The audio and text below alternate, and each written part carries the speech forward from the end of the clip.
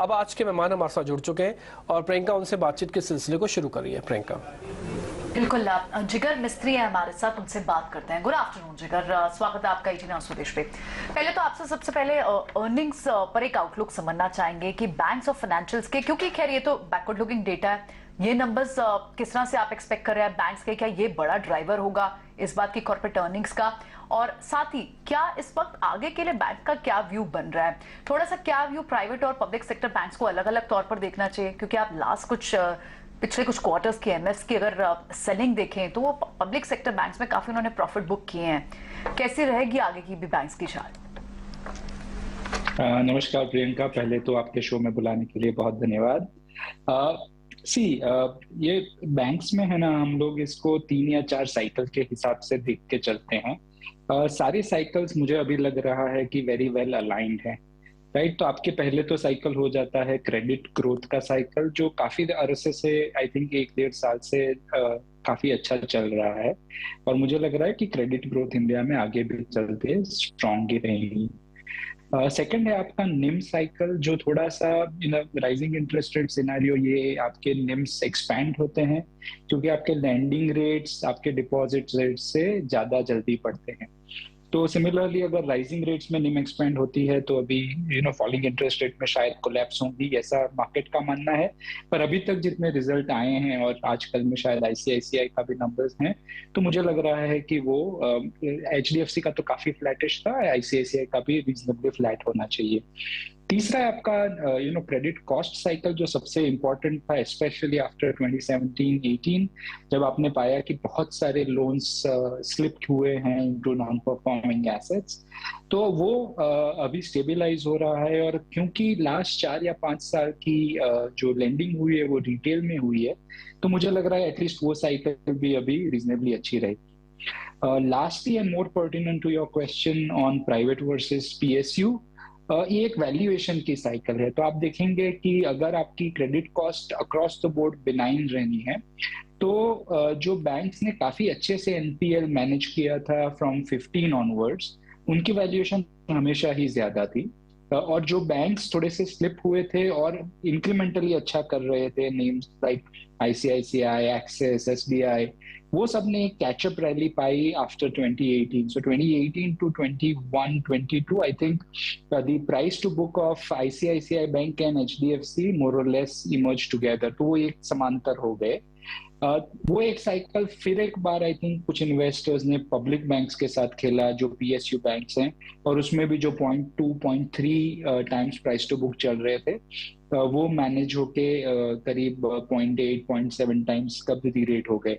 So I think यहाँ से मुझे लग रहा है कि ये चारों साइकिल मोर और लेस स्ट्रॉन्ग है, पर जितनी भी सॉर्ट ऑफ डिसलोकेशंस थे वो एड्रेस हो गए हैं। तो यहाँ से चल के एक एक बैंक और उसका रिलेटिव परफॉर्मेंस, किसके बुक कैसे है, ड्यूरेशन कैसे मिसमैच्ड हैं, कैसे आपका mortgages versus rest of the businesses हैं, तो आई थिंक ये सब डिसीजंस के ऊपर सॉर्ट ऑफ कॉल लेना पड़ेगा।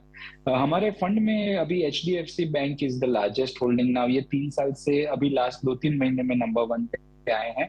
ICICI bank we continue to like, state bank we continue to like. तो I think as a sector this is broadly good, पर मुझे लग रहा है कि अभी थोड़े से रोल्स रिवर्स होंगे, specially vis a vis HDFC versus ICICI bank. Jigar, good afternoon. FMCG sector पर आपका आउटलुक अब हम जानना चाहेंगे। और एफएमसीजी ऐसा सेक्टर है, पिछले 2 से 3 क्वार्टर्स की अगर तस्वीर देखें तो इन्वेस्टर्स का आउटलुक एफएमसीजी को लेकर नो लॉन्गर पॉजिटिव का था, लेकिन इस वक्त अगर देखें एफएमसीजी स्पेस स्पोरेडिक रिटर्न्स की तरफ बढ़ता हुआ नजर आ रहा है। कंजम्पशन थीम है जो कि प्ले आउट होने की कोशिश जरूर कर रही है। नेस्ले देखें, आईटीसी इनफैक्ट आज के सत्र में देखिए बाजार को लगातार 2 सेशन से सपोर्ट भी कर रहा है। तो क्लियरली एफएमसीजी प्ले है जहां पर हम देख रहे हैं स्लो एंड इवेंचुअल इंपैक्ट आता हुआ दिख रहा है। हमने ब्रिटानिया जैसे स्टॉक में भी लॉट ऑफ मूव्स देखे हैं और वहां से पॉजिटिविटी बढ़ती हुई नजर आ रही है। क्या आपको ये स्पेस से कन्विक्शन लगता है? क्या आपको लगता है यहां से वापस रिटर्न्स की गुंजाइश दिखेगी? यस, नमस्कार Mansi, good afternoon to you. थोड़ा सा एक इसमें भी थोड़ा सा स्टेप बैक करें तो आप पाएंगे कि 2015 से लेके करीब करीब 20 तक, सो सितंबर 2014 ऑनवर्ड्स, आपने पाया कि मार्केट में थोड़ा टेपर टैंट्रम, जो फेडरल रिजर्व का टेपर टैंट्रम था, उसके पीछे मार्केट सेल ऑफ हुए थे और उसके बाद एक ब्रॉड बेस्ड रिकवरी आई थी onwards to 2019 before the fall in Covid. ये दोनों मार्केट साइकिल्स में कंजम्पशन एक थीम था जिसने बहुत अच्छा किया था। आपकी कमोडिटी प्राइस इन्फ्लेशन नेगेटिव थी, आपकी क्रूड ऑयल प्राइस की इन्फ्लेशन नेगेटिव थी, and whatever price increase these companies were taking, वो सब पास ऑन हो रही थी टुवर्ड्स द बॉटम लाइन। तो इसके चक्कर में आपने पाया कि सबकी जो वैल्यूएशंस थी वो भी काफी रिलेट हुई, अर्निंग्स ग्रोथ भी स्ट्रांग थी। तो अक्रॉस 4 और 5 इयर्स ये थीम बहुत अच्छे से प्ले आउट हुई थी। देन 2020 में कोविड के बाद जो सॉर्ट ऑफ कमोडिटी कॉम्प्लेक्स में डिसरप्शंस हुई, उसके बाद you got a completely different picture. आपने पाया कि कमोडिटी प्राइसेस बढ़ रही हैं and these companies which sort of were having a very high valuation, उनकी अर्निंग्स ग्रोथ आना बंद हो गई। तो आप lot of investors got unhappy जैसे आपके अर्निंग्स नंबर्स आ रहे हैं। अभी जो हो रहा है वो मुझे लग रहा है कि थोड़ी सी इन्फ्लेशन बिनाइन होने के कारण और वैल्यूएशंस थोड़ी अगेन बिनाइन होने के कारण एक स्पोरेडिक जंप है which is difficult to extrapolate. मैं ये नहीं मानूंगा कि इसके चलते आपकी एक साइक्लिकल रिकवरी वापस आ रही है, बट हाँ ये जरूर है कि कमोडिटी प्राइस थोड़ी टेपर डाउन होने के कारण मार्जिन्स पे थोड़ा कंट्रोल आ रहा है इन कंपनीज का, और ये प्राइस इंक्रीज जितनी भी ली थी कंपनीज ने वो शायद थोड़ी सी वापस आ रही है। तो स्पेसिस में इंटरेस्टिंग होगा। स्टेपल्स अभी भी मुझे नहीं लगता है कि बहुत अपसाइड दे सकता है, और अगर आप मार्केट को इस हिसाब से देख रहे हैं कि बियॉन्ड द पॉइंट बहुत लंबी डाउनसाइड ना हो, तो यहाँ पे मुझे लग रहा है कि a few other sectors might make the cut even better than FMCG. तो we are not heavily invested in that sector. जिगर, पहले तो बहुत शुक्रिया, आप 18 और स्वदेश को समय दे रहे हैं। अच्छा लग रहा है आपसे बातचीत करके। जब मैं आपके पसंदीदा सेक्टर्स की लिस्ट देख रहा हूँ तो बहुत सारे सेक्टर्स हैं, बैंकिंग है, एनबीएफसीज है, केमिकल्स है, एक बार वापस दूसरी वाली प्लेट भी दिखाई, उसके अंदर भी बहुत सारे सेक्टर्स लिखे हुए हैं। इतने पैसे नहीं है जिगर, पैसा सब में नहीं लगाया जा सकता। एक सेक्टर ऐसा जिसमें सबसे ज्यादा आपका कन्विक्शन है, वो वाला हिस्सा बता दो।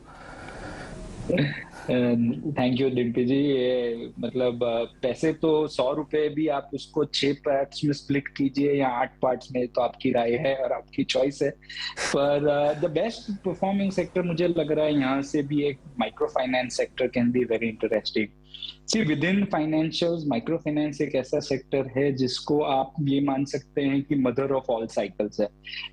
अगेन थोड़ा सा मैं आपको पीछे ले जाऊं तो आप पाएंगे कि 2001 में जब एसकेएस माइक्रो फाइनेंस ने अपना काम शुरू किया था और 2010 तक 10 साल तक एक बहुत अच्छे ग्रोथ आई थी, और 2011 में जब आंध्र प्रदेश का प्रॉब्लम आया तो they lost more than 2 times the combined profit of a decade.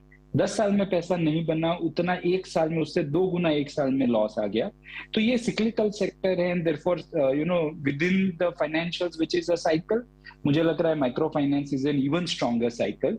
तो अगर आप उस साइकिल को राइट सॉर्ट ऑफ कर ले तो मुझे लग रहा है कि इसमें काफी रीजनेबल स्ट्रेंथ दिख सकती है आपको।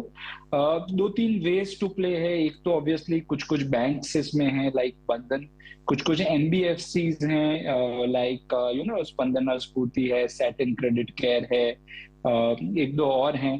तो I think you can take a pick, आपका कहाँ कन्विक्शन है। The companies that we are keen are likes of Bandhan या Satin Credit Care. NBFCs थोड़ा सा अपर हैंड है बिकॉज आपकी प्राइसिंग जो कैप लगाई गई थी बाय आरबीआई वो अभी करीब 1.5 साल पहले पिक ऑफ कर ली गई, तो यहाँ से उनको रिस्क बेटर प्राइस करने का मौका मिलेगा। और बैंकिंग भी थोड़ी सी कंपनीज हैं जो से फॉर एग्जांपल बंधन बैंक, वहां पे काफी आपने गिरावट पाई है ओवर द लास्ट ईयर और सो, और अगर सिक्लिकल डेटा उनका रिजल्ट्स वगैरह ठीक आता है and they are able to give the confidence, तो मुझे लग रहा है काफी इंटरेस्टिंग स्पेस बन सकता है यहाँ पे। वन लास्ट क्वेश्चन जिगर, जिस तरह से अभी एक एस्टिमेशन लगातार हालांकि मैप करना बहुत मुश्किल है, लेकिन एस्टिमेशन जो लगातार इन्फ्लेशन पीक आउट हो गया है या नहीं, या मॉडरेट हो रहा है, और इंटरेस्ट रेट पीक आउट हो गया या नहीं, इस पे कई सारी फेड के कमेंट्स भी आते हैं, इंडिया में भी हम ये बात करते हैं और मार्केट्स को इसका इम्पैक्ट पड़ता है। लेकिन आप क्लियरली देखें, कल भी आरबीआई के जो एमपीसी आए उस पर शक्तिकांत दासा ने अभी क्लियरली कहा कि बैटल अभी लंबा है। फेड के कमेंट से भी यही रिफ्लेक्शन आता है। बाजार क्या एस्टिमेशन लगा के चल रहा है? क्या सेकेंड हाफ में किसी ना का कोई सरप्राइज इस क्योंकि इन्फ्लेशन की ट्रेजेक्टरी को, रेट हाइक की ट्रेजेक्टरी को बार बार इस पर डिस्कशन होते हैं और इसे एक गेस्टिमेट करने की भी कोशिश की जाती है। जी प्रियंका जी, देखिए ये थोड़ा सा ट्रिकी सब्जेक्ट है, क्योंकि बियॉन्ड द पॉइंट किसी को कुछ पता नहीं है कि how will this play out. पर एक सॉर्ट ऑफ अनुमान आप लगाएं तो आप पाएंगे कि इन्फ्लेशन थोड़ा सा फनी कॉन्सेप्ट है। अगर 100 रुपए की चीज पहले साल 120 रुपए हो जाती है तो आप बोलते हैं 20% इन्फ्लेशन है। अब नेक्स्ट ईयर 120 रुपए की चीज 120 रुपए रह जाती है तो आपका बिना प्राइस फॉल हुए इन्फ्लेशन 0 हो जाता है, which we colloquially call the base effect. तो बेस इफेक्ट प्ले आउट थोड़ी देर में होना शुरू होगा। बट सेंट्रल बैंक का फंक्शन टू प्रॉन्ज फंक्शन का दो बड़ी जिम्मेदारी है। एक तो ये है कि आप इन्फ्लेशन या प्राइसिंग की दर कम करें, पर दूसरा फाइनेंशियल स्टेबिलिटी भी विद इन द परव्यू आ जाती है उनके। तो उसके कारण you can keep pushing till something breaks. तो 2006 में आप फेड फंड टारगेट रेट आपने 5% कर दी, S&P रैलीड 20% इन 2007, और उसके टुवर्ड्स द एंड ऑफ 2007 आपकी ग्लोबल फाइनेंशियल क्राइसिस आ गई। आप अभी का समय देखें तो आप पाएंगे कि वापस फेड फंड टारगेट रेट 5% हो गई, पर इस बार एसवीबी और सिग्नेचर बैंक का जो कोलैप्स है वो इमीडिएटली आ गया। तो मुझे लग रहा है ये बहुत सारा sort of data driven, path driven है। Within this complex India ने एक बहुत बेहतरीन काम किया है, वो ये है कि अगर आप इंडिया की रिपो रेट देखे और फेड फंड की टारगेट रेट देखे, अब उसमें अंतराल खाली 150 बेसिस पॉइंट का रह गया है, which is the lowest you have seen in at least the past 23 years. मेरे पास डेटा खाली 23 साल का है, पर उसमें 23 साल में ये सबसे कम दर है। तो जो post Covid sort of western world ने लिक्विडिटी बढ़ाई, इंडिया वाज वेरी केयरफुल, तो इंडिया को जो इन्फ्लेशन रेट्स देखने मिली वो वेस्ट से कभी भी कम देखने मिली है। तो I would really give a lot of kudos to how RBI has managed it. पर जो आपका क्वेश्चन है वो ये है कि आगे चल के क्या होगा, थोड़ा मुश्किल है। But as I said, inflation अगर थोड़ी सी because of base effect taper down होती है तो we might have seen the worst in terms of rate hikes. और कितनी तेजी से दर गिरेगी ये फिर अपने को रिसेशन, वेस्टर्न मार्केट्स में रिसेशन कैसे आएगी उससे जानने मिलेगा। था आपका इंडिया रेपो रेट और फेड के रेट्स में जो अंतराल है उस पर, और ऑफ कोर्स महंगाई को लेकर काफी बातचीतें होती जरूर हैं, लेकिन ऐसे डीप डाइव कर इस तरह से फंडामेंटल आउटलुक बताना, और इसीलिए आप जैसे एक्सपर्ट्स जो हमारे लिए काफी हद तक, हमारे व्यूअर्स के लिए भी काफी इंपॉर्टेंट है आपका नजरिया।